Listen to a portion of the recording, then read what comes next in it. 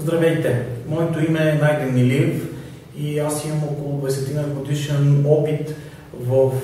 онлайн маркетинга, развитието на онлайн бизнеси, започвайки от уебсайт, трафика към уебсайта, оптимизацията на бизнеса, планирането на развитието на един онлайн бизнес, независимо дали той е свързан с онлайн магазин или корпоративен сайт, или сайта е само за имидж и за бранд.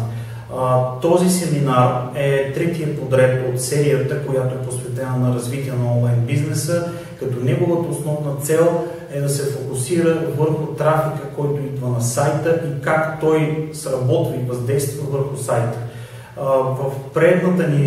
предния ни семинар ние коментирахме самия сайт и неговата ефективност, а сега на този ние ще говорим за това как да привлечем повече трафик, който да бъде качествен, на ниска цена и как да проследяваме какво правят хората на самия сайт, за да можем да коригираме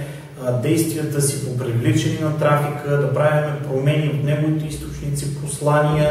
да решаваме дали да заплащаме за трафик или да се опитваме да си отглеждаме своя Facebook страница, да оптимизираме сайта си, така че да излиза по-напред. След като приключи семинара, вие ще можете сами, използвайки Google Analytics, да разпознаете основните си канали и доколко трафик от тях е качествен. Ще можете да прецените кой е правилният за вас канал и какво да правите, за да привличате повече трафик, как да експериментирате, тествате и след това планирате развитието на този трафик, защото той е важната част и най-важният компонент, без който не може за онлайн бизнеса.